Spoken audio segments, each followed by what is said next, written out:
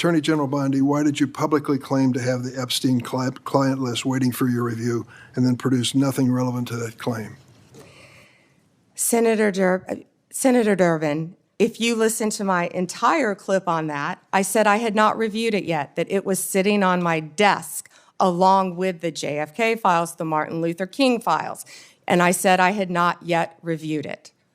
And if you see our memo on Epstein, you will see, excuse me, our memo on Epstein clearly points out that there was no client list. That's the kind of testimony you expect from this administration.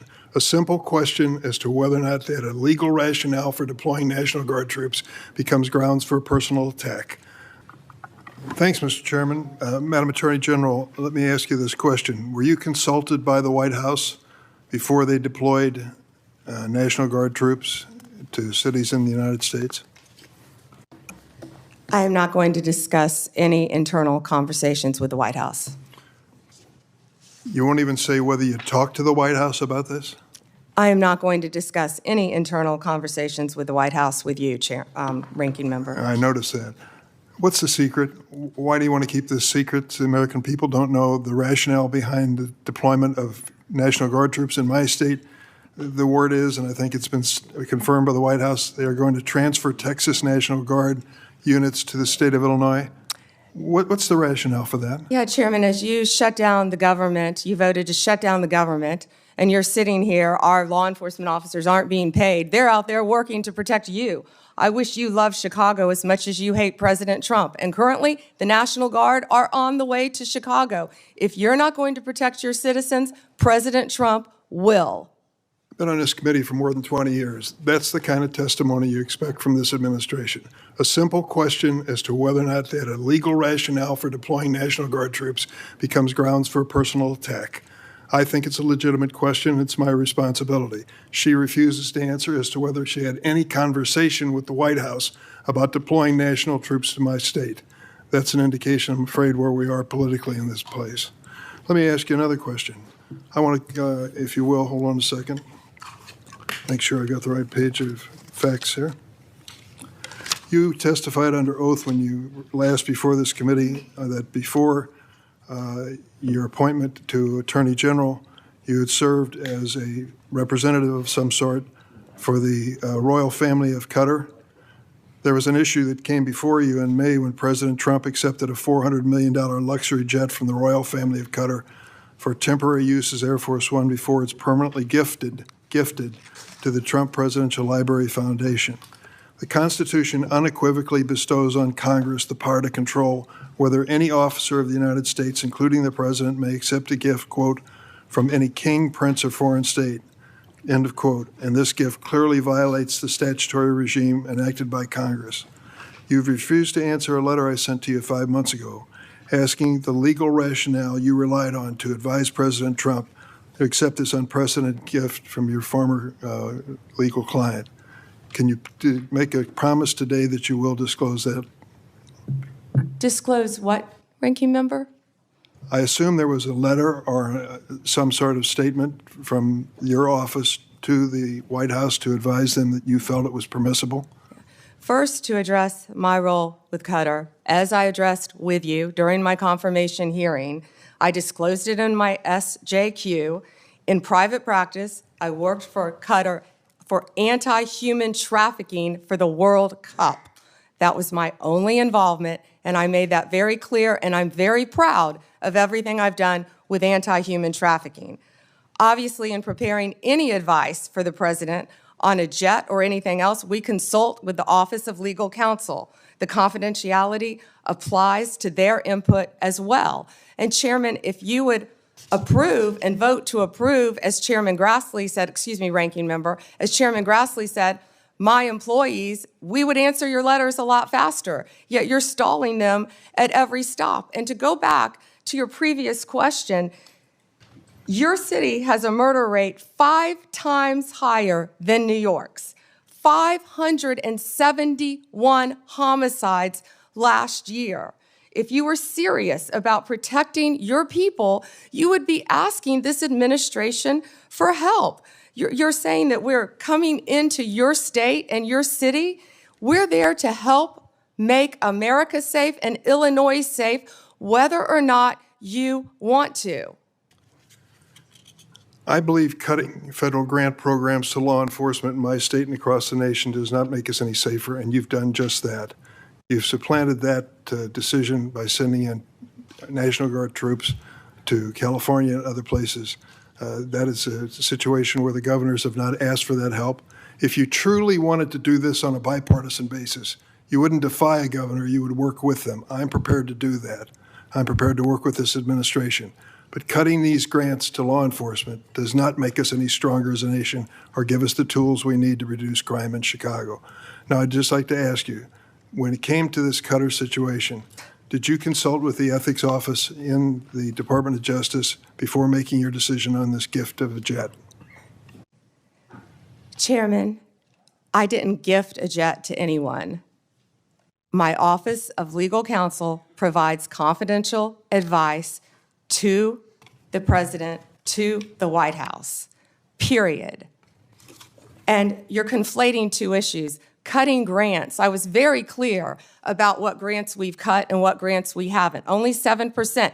And if you have a grant in Illinois that you think that I've cut that is not that is protecting law enforcement officers or your people, you personally call me and I will work with you to turn that grant back on. I think many of the Democrats here can tell you, I have worked with them to turn grants back on. There's an appeal process. Tell me a specific grant that I have turned off in Illinois that would help law enforcement, and I will work with you. But you have not done that. Did you take a look? The National Guard is on the way right now as we speak. Oh, by the way, so is Director Patel and Deputy Attorney General Todd Blanche. You're sitting here grilling me, and they're on their way to Chicago to keep your state safe. Madam Attorney General, it's my job to grill you. The investigation of your agency is part of my responsibility and this committee. You may not like the experience, but others have weathered the storm and answered questions in a respectful manner. Can you tell me the grants, yes. Ranking Member, please? Take a look at the President's budget on HIDA grants. What happens to it in his proposed budget? I'd be glad to meet with you on the grants. It's cut by 1/3 from $300 million to $196.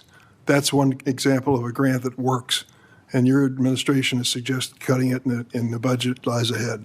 I want to ask you about items in a letter I sent you in July that you have not answered. In February, you made a public claim that the Epstein client list was, quote, sitting on my desk right now for review, end of quote. You then produced already public information and no client list at a major media event hosted at the White House. Attorney General Bondi, why did you publicly claim to have the Epstein client list waiting for your review and then produce nothing relevant to that claim?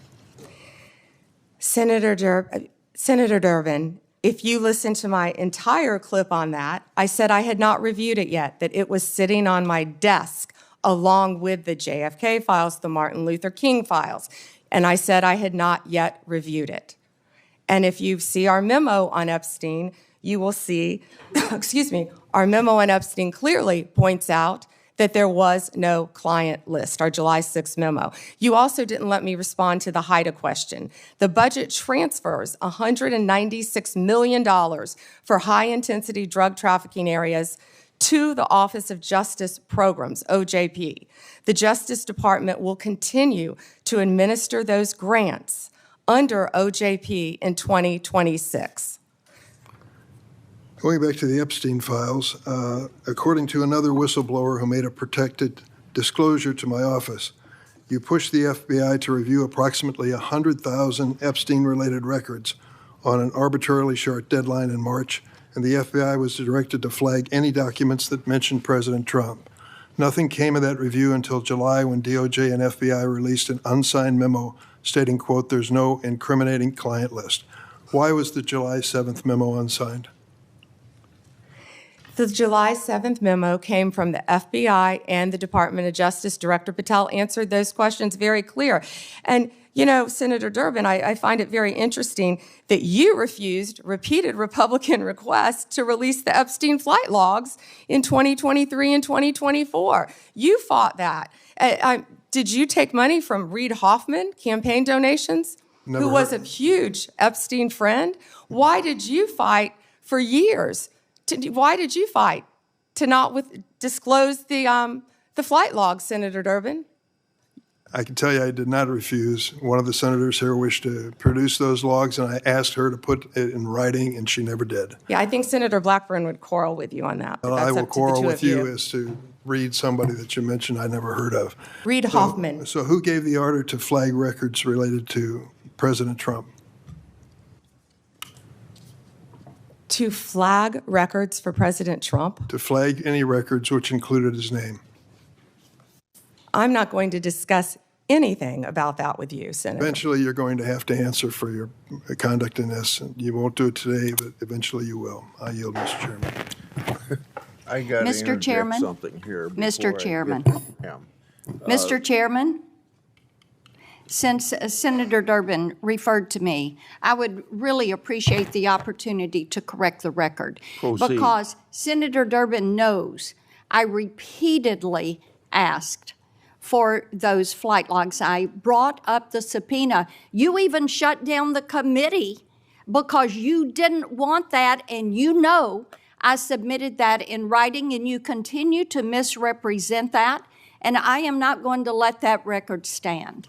Okay, Mr. Chairman, go ahead, Senator Durbin. I just want to make it clear that the reason the committee business ended was that your side invoked the 2-hour rule.